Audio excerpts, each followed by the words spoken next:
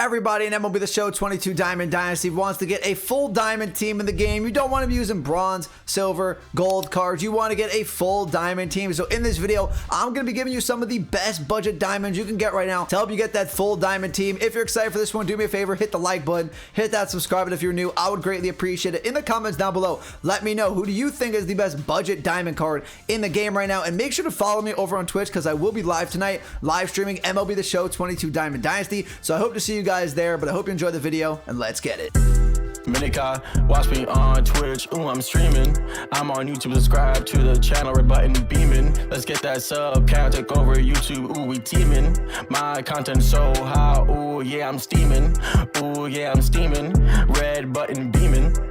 So everybody wants to get diamonds onto their team. They don't want any golds, any silvers, any bronze. They want to have that full diamond team. So in this video, we're going to be talking about some of the best cheap diamonds you could find. And there are a lot on the marketplace that you can get for less than 15,000 stubs that I think are pretty good. And that's going to be our budget for this video. 5,000 stubs right at the beginning of diamond would be too little. Even 10,000, there wasn't enough options. But 15,000, there are a great amount of great diamonds for cheap here for less than 15K stubs. And we will start things off with some pitchers. Now, I'm going to say this about all the pitchers, especially the live series cards. Their per 9 stats are not going to be great, so don't expect them to have great per 9 stats. At the beginning of the year, the level of hitting is always higher than the level of pitching. So instead of looking for the pitchers with the best per 9 stats, let's instead take a look at the pitchers with the best pitch selection, best speed differentials, and Jack Leiter has a pretty good pitch selection and really good speed differential. So a 4-seam fastball, 12-6 curve, slider, circle change, and sinker. 96 miles an hour on the fastball. Change that up with a 12-6 curve at only 78 miles an hour. That is an 18 mile per hour speed difference, exactly what you want to see. 84 hits per 9, 90 Ks per 9 actually isn't horrible for the beginning of the year. When we get to the pitch control, definitely not great. So if you're on pinpoint, you want to make sure you are getting 100% accuracy with Jack Leiter, because if you miss, he could wind up throwing the ball over the plate, and that could cost you. But he does have some pretty solid pitch break for the beginning of the year. 4 pitches 80 and above, 80 on the 4-seam fastball, 12-6 curve, and the slider 85 plus, and then 75 on the sinker. So only 3 pitches 80 and above. I do apologize for that. The sinker I thought was 80 as well, but it actually is going to be 75 pitch break. But for only 15K, he could be a solid addition to your rotation for sure. Maybe your 3, 4, or 5 starter at the beginning of the year. Now, this is a guy that could actually be your number 2 starter, number 3 starter, or maybe even your ace, depending on your team right now. And that is 86 overall Chris Sale. Chris Sale has an extremely funky release, and you want to try to get some of those pitchers into your rotation, especially up against new players. They are not going to be able to time up Chris Sale. I struggle with Chris Sale, and I've been playing him for a couple of years now. Chris Sale is extremely difficult to touch, in my opinion, and he has excellent break, which we're going to get to right now. Take a look at this. At the beginning of the year, every single pitch is 92 and above when it comes to pitch break. 92 on the sinker, 94 on the circle change, 96 on the slider, 93 on the 4-seam fastball, and pretty solid control. 2 pitches 85 and above, that's the slider, and the 4-seam fastball. Circle change is at 75. Chris Sale, in my opinion, is a great budget option, especially if you're looking for a diamond on your team. He's extremely difficult to touch. Brandon Woodruff is actually a pretty solid option as well for only 10,000 stubs, the cheapest pitcher that we talked about so far. So if you have 10K, maybe you want to go ahead and get Woodruff. He has a 4-seam fastball, 2-seam fastball, 12-6 curve, circle change, slider. And I actually found his release to be pretty tricky when the 99 Finest one came out. At the end of 21, I was able to hit Corbin Burns, Charlie Morton, Walker Bueller, but this card actually really tricked me a lot, and I had some trouble facing this Woodruff card. So 85 hits per 9, 72 Ks per 9, 81 control, 95 velo, and 93 break. And I know he's going to have excellent break on a lot of his pitches. 80 control on the 4-seam fastball, 86 on the 2-seamer, 81 on the 12-6 curve, 86 on the circle change, and then the pitch break, 93 on the slider, 81 on the 12-6 curve. Speaking of great pitch break, Walker Bueller, 86 overall. The pitch break on this card looks like it should be in the game at the end of the year, and you're getting it at the beginning of the year. 4-seam fastball, cutter, slider, knuckle curve, 2-seam fastball, 88 hits per 9. That's solid enough. Ks per 9 are definitely pretty low, so you might find yourself giving up a lot of foul tips, which definitely isn't great. You want to strike opponents out. You don't want to give them extra pitches to see. But for the pitch selection and for the pitch break, I'm going to take my chances here with the Walker Bueller card. 82 control, 91 velo, 99 break. The control every single pitch over 80 at this point in the year is kind of insane. 80 on the knuckle curve, 81 on the 2-seam fastball, 83 on the slider, and then 84 on the 4-seam fastball and on the cutter. And take a look at the pitch break. 4 pitches 87 and above love on opening day of MLB The Show 22.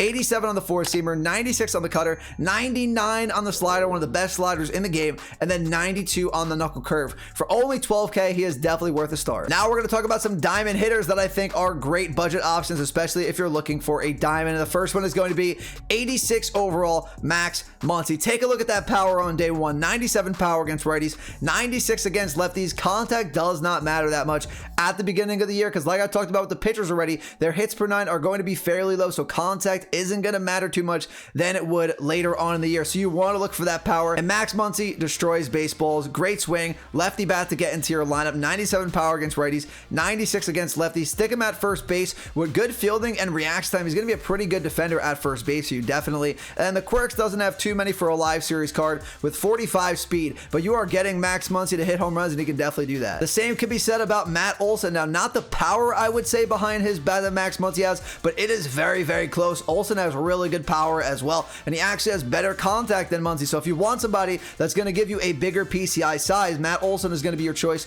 over Max Muncy because Olsen has 70 contact against righties. Right now has inside edge, so that's actually going to be 80 contact against righties, 64 against lefties, 87 power against righties with inside edge. That'll bring that up to 97, and then 97 power against lefties. Him and Muncy pretty similar fielding wise. Muncy is actually a little bit better, but Olsen with 76 fielding, 60 arm, 54 arm accuracy, 82 react time, and then 31 speed. Also a very good budget option for only 13,000 stubs. You definitely need either Muncy or Matt Olsen on your team for this price. Next is going to be this 86 overall Curtis Granderson. He could pretty much do a little bit of everything. He has really good power for an outfielder at this point in the year. 86 power against righties, 106 against lefties. Good enough defensively with good enough speed. I probably wouldn't play him in center field. I would either put him in left field or right, more than likely left field because of the lack of arm strength. 79 fielding, 74 arm, 76 arm accuracy, 77 reaction time, and then 67 speed. And he has okay contact at this point in the year. I would definitely put him in my outfield, and for only 13,000 stubs with a great lefty swing, you can't go wrong with this card. Next, we will talk about Jose Altuve, and he is great for a couple of reasons. The first reason, he is going to have a super small strike zone, so it's going to be difficult to pitch to Jose Altuve, and he has sneaky pop behind his bat with 80 power against righties, 89 right now with inside edge, 89 contact against righties with inside edge, 75 against lefties, and then 65 power against lefties. So it's going to be tough to pitch this card. They're going to have to pitch him good pitches over the middle, and with that strike zone being so small, if it's going to be a strike and with the power that he has, you can send it over the fence. At second base, he's not going to be the best defender with these stats, but he'll be pretty solid at second base. You don't need a gold glove defender per se at second base. It definitely helps, but 70 fielding, 47 arm, not going to have to make too many long throws, so that's not too bad. 82 accuracy, 72 reaction time will get the job done at second base, in my opinion. With 67 speed and only 12,000 stubs, I would take the chance on Altuve. Next, I'm going to talk about Bo Bichette, and the stats don't really tell the entire story with Bo Bichette. If you used the Bo Bichette card last year, you know his swing is amazing. The ball flies off the bat from Bo Bichette, and I think the same way about him in MLB The Show 22. Even with the stats saying he only has 68 power against righties and 78 against lefties, the contact is great, in my opinion, plays higher than the stats actually say in game. If you square it up nicely, you perfect it is going to go over the fence, and he might even get you some fluky home runs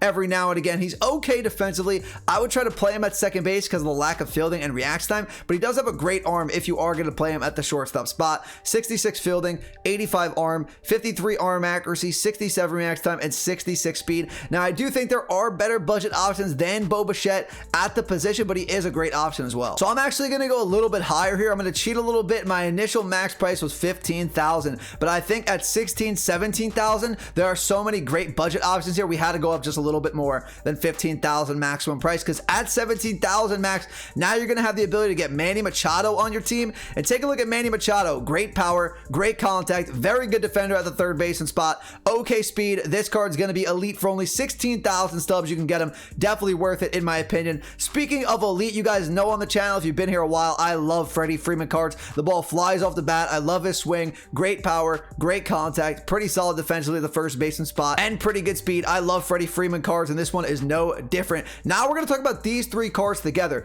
The 88 overall Mickey Mantle, the 88 overall Ricky Henderson, and the 88 overall Vladimir Guerrero Sr. If you did not know about these cards, the only way to get them was in the digital deluxe edition of MLB The Show, and they came out with a few 88 overalls, and Mickey Mantle is all around a very, very good Diamond Dynasty card. He has good contact, he has good power, good defensive, good speed. Mickey Mantle Mantle is extremely versatile, and I have him on my main team right now. He is extremely good, and he's only 16,000 stubs. You need to pick up this card. Ricky Henderson, on the other hand, good contact, but the power is a little low for my liking, but he definitely is a stud defensively because he has that 99 speed. He has decent fielding stats, so he is going to fly around the outfield. So if you're looking for somebody with good contact that can get on base, steal bases, Ricky Henderson's going to be your guy. And then finally, Vladimir Guerrero Sr. If you've been playing the game for a few years, you know Vladimir Guerrero Sr. smacks the ball. Extreme power behind his bat. He plays higher than 76 power against righties and 70 against lefties. Really good contact, extremely good arm in the outfield, 97 arm, has an absolute cannon. Fielding stats are okay. Once a better Vlad Sr. card comes out,